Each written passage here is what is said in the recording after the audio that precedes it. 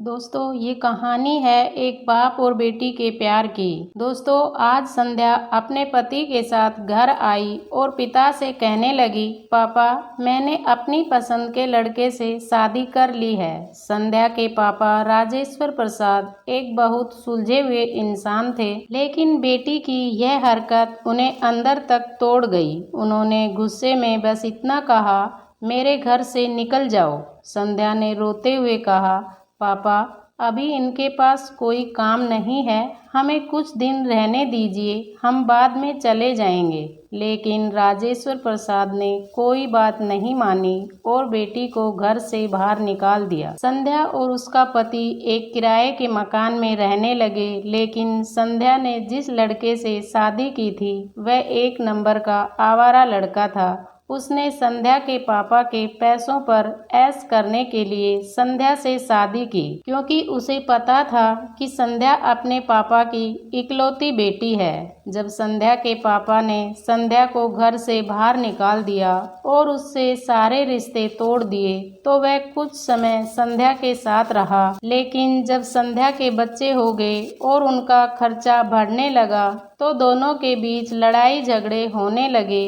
जब जिम्मेदारी बढ़ने लगी, तो उनके प्यार का भूत उतरने लगा और एक दिन संध्या का पति उसे और उसके बच्चों को छोड़कर भाग गया। और अब संध्या को अपने पापा की कही सारी बातें याद आने लगी, लेकिन अब वह अपने पापा के पास भी नहीं जा सकती थी। लेकिन उसे अब समझ आ गया था कि माँ बाप की मर्जी के खिलाफ शादी करना कितना गलत फैसला किया था। अब संध्या ने कुछ करने की सोची तो उसके चाचा ने उसकी मदद की और उसने एक रेस्टोरेंट खोला। अब संध्या खुद का एक रेस्टोरेंट चला रही थी, जिससे उसका जीवन यापन हो रहा था और बच्चों की पढ़ाई का खर्चा चलता था। संध्या को जब यह खबर हुई उसके पापा नहीं रहे, तो उसने मन में सोचा, अच्छा हुआ मुझे घर से निकाल दिया था। दर दर की ठोकरें खाने को छोड़ दिया।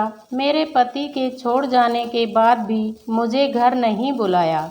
मैं तो नहीं जाऊंगी उनकी अंतिम यात्रा में। पर उसके चाचा जी ने कहा, संध्या हो आओ, जाने वाला शख्स तो चला गया, अब उनसे दुश्मनी कैसी। संध्या ने पहले हाँ ना किया, फिर सोचा चलो हो आती हूँ, देखूं तो जिन्होंने मुझे ठुकराया वह मरने के बाद कैसे सुकून पाते हैं। संध्या जब अपने पापा के घर आई तो सब उनकी अंतिम यात्रा की तैयारी कर रहे थे, पर संध्या को उनके मरने का कोई दुख नहीं था।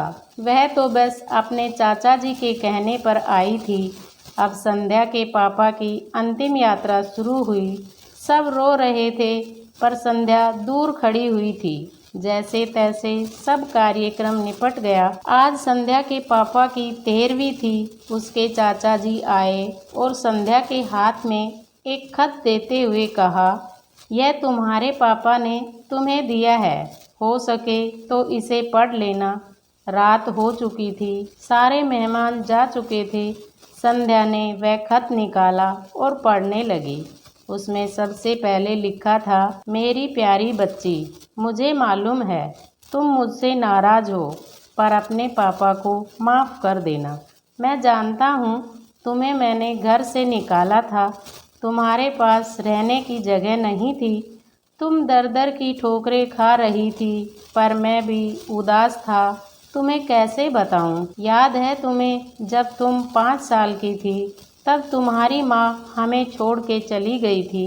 तब तुम कितना रोती थी, डरती थी, मेरे बिना सोती नहीं थी, रातों को उठकर रोती थी। तब मैं भी सारी रात तुम्हारे साथ जागता था। तुम जब स्कूल जाने से डरती थी, तब मैं भी सारा वक्त तुम्हारे स्कूल की खिड़की के पास खड़ा होता था और जैसे ही तुम स्कूल से बाहर आती थी, तुम्हें सीने से लगा लेता था। वो कच्चा पक्का खाना याद है जो तुम्हें पसंद नहीं आता था, मैं उसे फेंक कर फिर से तुम्हारे लिए नया बनाता था कि तुम भूखी ना रहो। याद है तुम्हें जब तुम्हें बुखार आया था, तो मैं सारा दिन तुम्हारे पास बैठा रहता था, अंदर ही अंदर रोता था, पर तुम्हें हंसाता था कि तुम ना रो, पहली बार हाई स्कूल की परीक्षा। जब तुम रात भर पढ़ती थी तो मैं सारी रात तुम्हें चाय बनाकर देता था। जब तुम पहली बार कॉलेज गई थी और तुम्हें लड़कों ने छेड़ा था तो मैं तुम्हारे साथ कॉलेज गया और उन बदतमीज लड़कों से भिड़ गया। उम्र हो गई थी और मैं कमज़ोर भी, कुछ चोटें मुझे भी आई थी, पर हर लड़की की नज़र में पापा हीरो होते हैं, इसलिए अपना दर्द सह गया। याद है तुम्हें वो तुम्हारी पहली जीन्स, वो छोटे कपड़े, वो गाड़ी, सारी कॉलोनी एक तरफ थी कि यह सब नहीं चलेगा, लड़की छोटे कपड़े नहीं पहनेगी, पर मैं तुम्हारे साथ खड़ा था। किसी को तुम्हारी खुशी में बाधा बनने नहीं दिया। तुम्हारा वो रातों को देर से आना, डिस्को जाना, लड़कों के साथ घूमना, इन सब बातों पर कभी मैंने गौर नहीं किया, क्योंकि जिस उम्र में थी उस उम्र में यह सब थोड़ा बहुत होता है। पर एक दिन तुम एक लड़के से शादी कर आई, वह भी उस लड़के से जिसके बारे में तुम्हें कुछ भी पता नहीं था। तुम्हारा पापा हूँ, मैंने उस लड़के के बारे में सब पता किया। उसने ना जाने वासना और पैसे के लिए कितनी लड़कियों को धोखा दिया, पर तुम तो उस वक्त प्रेम में अंधी थी। तुमने एक बार भी मुझसे नहीं पूछा और सीधा शादी करके आ गई। मेरे कितने अरमान थे, तुम्हें डोली में बिठाऊं, चांद तारों की तरह तुम्हें सजाऊं, ऐसी धूमधाम से शादी करूं कि लोग बोल पड़ें, वो देखो रामेश्वर प्रसाद जी, जिन्होंने अपनी बच्ची को इतने नाजों से अकेले पाला है। पर तुमने मेरे सारे ख्वाब तोड़ दिए। खैर, इन सब बातों का कोई मतलब नहीं।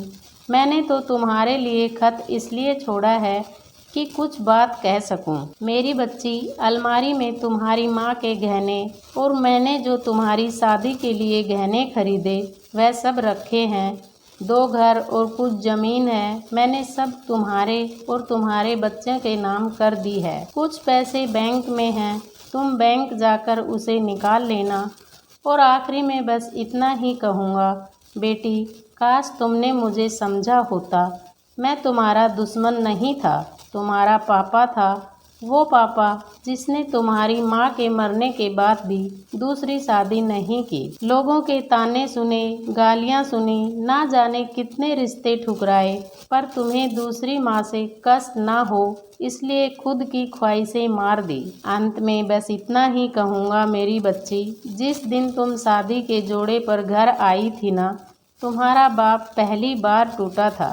तुम्हारी माँ के मरने के वक्त भी उतना नहीं रोया जितना उस वक्त और उस दिन से हर दिन रोया। इसलिए नहीं कि समाज, जात, परिवार, रिश्तेदार क्या कहेंगे, इसलिए वो जो मेरी नन्ही सी बच्ची अकेले मेरे बिना रह नहीं सकती थी, पर जिसने शादी का इतना बड़ा फैसला लिया पर मुझे एक बार भी बताना सही नहीं समझा। बेटी, अब तो तुम भी माँ हो, औलाद का दर्द, खुशी सब क्या होता है, वह जब दिल तोड़ते हैं तो कैसा लगता है। ईश्वर तुम्हें कभी ना यह दर्द की शक्ल दिखाए। एक खराब पिता ही समझ के मुझे माफ़ कर देना मेरी बच्ची। तुम्हारा पापा अच्छा नहीं था जो तुमने उसे इतना बड़ा दर्द दिया। अब खत यहीं समाप्त कर रहा हूँ, हो सके तो माफ़ कर देना। और खत के साथ एक ड्राइंग लगी थी जो खुद कभी संध्या ने बचपन में बनाई थी और उसमें लिखा था, आई लव यू मेरे पापा, मेरे हीरो, मैं आपकी हर बात मानूंगी। संध्या रो रही थी। उतने में उसके चाचा जी आ गए। संध्या ने उन्हें रोते रोते सब बताया, पर एक बात उसके चाचा जी ने बताई। उसके चाचा जी ने कहा, संध्या, वो जो तुम्हें रेस्टोरेंट खोलने और घर खरीदने के लिए पैसे मैंने नहीं दिए थे, वह पैसे तुम्हारे पिताजी ने मुझसे दिलवाए थे, क्योंकि औलाद चाहे कितनी भी बुरी हो, माँ बाप कभी बुरे नहीं होते। औलाद चाहे माँ बाप को छोड़ दे, माँ बाप मरने के बाद भी अपने बच्चों को दुआएं देते हैं। दोस्तों, संध्या के पापा को सुकून मिलेगा या नहीं, पर उस खत को पढ़ने के बाद शायद सारी जिंदगी संध्या को सुकून नहीं मिलेगा। दोस्तों, इस कहानी से हमें यह सीख मिलती है कि माँ बाप कभी अपने बच्चों का बुरा नहीं सोचते। गलती चाहे औलाद की हो या माँ बाप की, रिश्तों में बातचीत और समझदारी से सब हल हो सकता है। समय रहते माँ बाप की भावनाओं को समझना चाहिए, वरना पछतावा ही रह जाता है। और सबसे बड़ी बात, प्यार और माफ़ी ही रिश्तों को जोड़कर रखते हैं। दोस्तों, अगर कहानी पसंद आई हो तो वीडियो को लाइक करें और हमारे चैनल को सब्सक्राइब ज़रूर कीजिए। मिलते हैं अगले वीडियो में एक और नई कहानी के साथ। धन्यवाद। जय श्री श्याम।